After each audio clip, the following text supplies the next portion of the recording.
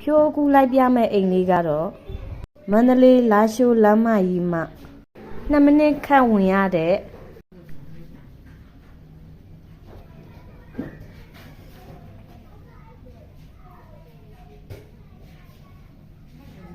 ပြည်ဦးလွင်မြို့အနီးစခန်း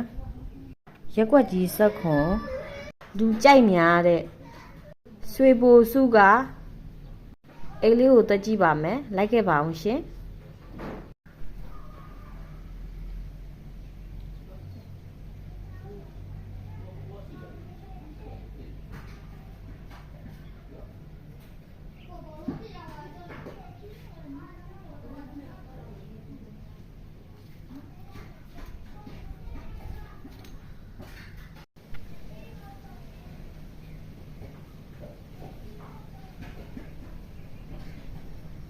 မြေအကျယ်40-60အိမ်အကျယ်30-35ပေအာစီတစ်ထပ်တောင်အလှက်အိမ်ဖွဲ့စည်းပုံလေးကိုကြည့်ရအောင်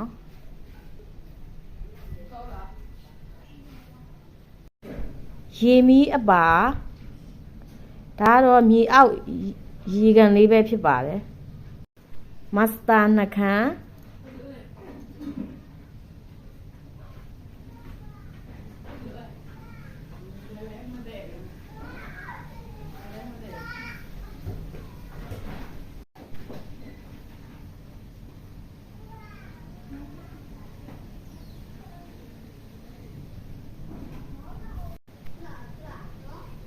ဒါတော့မီးဖို့ခန်းလေးဖြစ်ပါတယ်ရှင်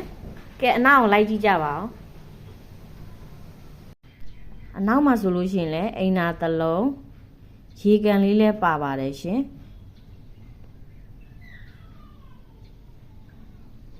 ဘေးမှာလည်းမြေကျယ်လေးတွေလည်းရှိနေပါတယ်ရှင်ဖျားကန်လေးလည်းပါပါတယ်ဒီအိမ်လေးကိုတော့32,300အလျှော့တင်းနဲ့ရောင်းချပေးမဲ့အိမ်လေးပဲဖြစ်ပါတယ်ရှင်ဘေးမှာဆိုလို့ရှိရင်လည်းအိမ်ကြီးအိမ်ကောင်လေးတွေလည်းရှိပါတယ်ရှင်